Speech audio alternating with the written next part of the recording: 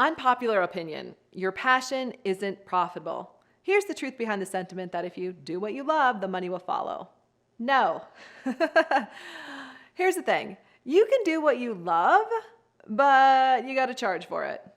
I've met thousands of entrepreneurs over the years who aren't making as much money as they want to make. In fact, they're barely making it. So often, we leave corporate America thinking, hey, I'm going to go out and if I can make 6 figures a year, if I can just replace my salary, everything will be fine. And the truth is, we know that's not doable because when you start a business, you have business costs. If you're bringing in $100,000 a year in a revenue, maybe you're paying yourself $20,000 or $30,000 if you're lucky, and then you got to pay for everything else in your business, right? And so it's a real struggle to do what you love and just not make enough money because you're not charging enough. When I talk to especially service-based entrepreneurs, but also product-based entrepreneurs, I often find that they are underpriced. And immediately, my first question is, how much would you actually like to charge for this? And often, I kind of see their face drop a little bit. I know they have a number in mind, but they're almost afraid to say it. It's like, oh, who am I to ask for that much, right? But they already know that they need to raise their prices. And you probably know you need to raise your prices as well. And here's how you can do it. Years ago, I was working with a coach and she gave me the best advice that I've ever been given about pricing. She said, think about the least amount that you would charge for your service or your product, and then the most amount. Or if you have services and you're thinking about one particular package, what's the least that you would charge for it and what's the most?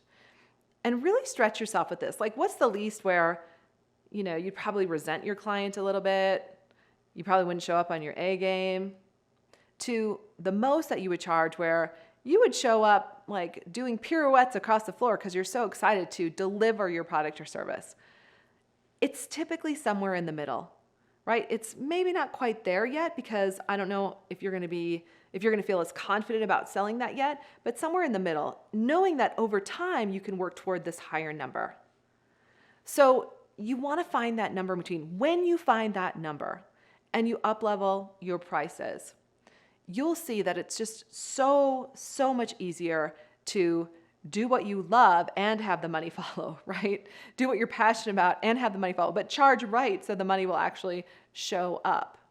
Once your pricing is in alignment with you and you've really nailed it down, then you can move on to a clear marketing and revenue plan.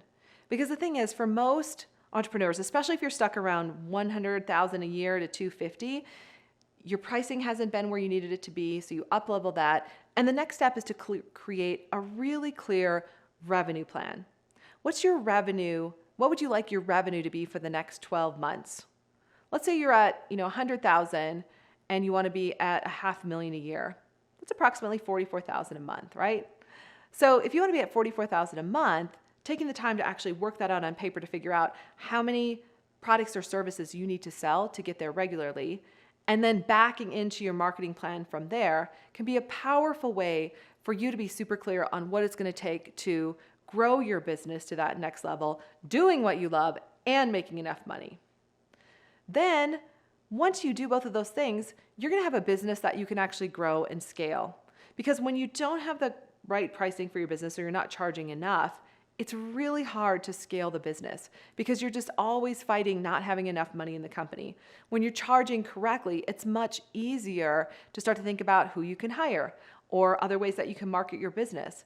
And you'll have enough profit so that you can start to look at what's next to scale the business. In addition to loving what you do and hoping the money is going to follow, right? You want to learn to love other aspects of the business besides just your trade or craft. And I get it. There are certain things I really love about my business. I love connecting with you here. I love speaking from stages. I love having my podcast. I love really communicating with potential prospects and our clients, and I love encouraging them to go to the next level. For a long time, though, there were lots of parts of my business that I didn't love, right? I definitely didn't love the bookkeeping side. I didn't love making all the calls. I didn't love admin work for sure. Over time, though, as I started to charge enough, I was able to hire people to support me in the company. And now I love the art of delegation. And so while I've learned to love other parts of the business, the one thing I've become really good at is delegating and hiring so that I can lead. As you grow and scale your business, I invite you to start to fall in love with leading your business as well, and really learning to love those pieces of the business that keep it growing, that keep it going to the next level. And next, you want to get really good at hiring. And you want to find people who are better than you at certain areas of the business, especially those areas that you're not good at. In my case, I needed to find people to do admin work, where admin work was like their superpower, where they loved being organized, where they loved taking care of my calendar, where they loved helping with the marketing, right? Whatever it is.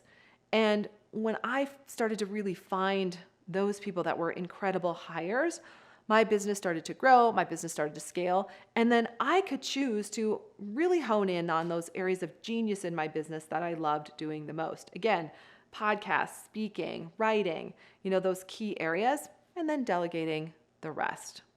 A few years ago, we had an amazing client show up in our world, and she was super passionate about her business. And she had an incredible service, but she'd only made about $10,000 a month consistently. And when we connected, there just seemed to be this real mismatch with how much she was hiring and the value that she was delivering. And we really challenged her. We said, if you could charge whatever you wanted, how much would you charge?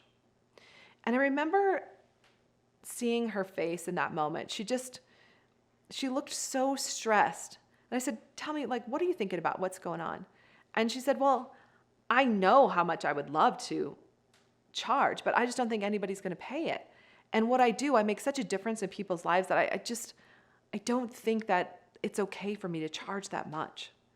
So this was the story that she'd been telling herself, that, people couldn't afford her services or she'd be doing them a disservice. So we looked at her business, and what we realized is that she had some very high-end services that she could charge a lot more for.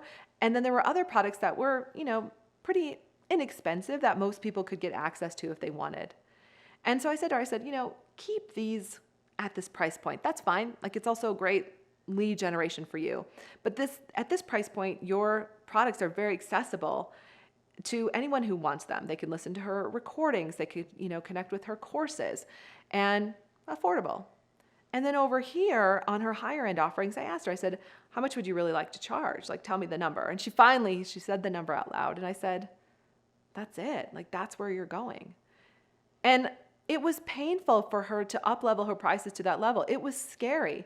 She was afraid of who she would lose or who would step away. But you know what? People didn't. Her clients invested more if they wanted to continue, or they bought the other products that were available. And her sales, her monthly revenue went from $10,000 a month to $50,000 a month in a relatively short amount of time because her pricing was in alignment with her. So I want to bring this all together for you. When I say do what you love and the money will follow, that's not necessarily true. But when you do what you love and you charge what you're worth, the money will follow. And that also allows you to create a clear marketing and revenue plan, and it gives you enough money in the business that you can actually scale and grow it to the next level. Plus, as you do that, you're going to learn to love other aspects of your business as well, and then you start to get really good at hiring people who can do those other parts of your business that you don't want to do anymore, but you know enough about that you can delegate them. I hope that this video inspires you to raise your prices today. And if you like what you heard, I invite you to listen to the next video, because we're going to talk about how your network is your net worth. And remember, you can 2x your revenue too.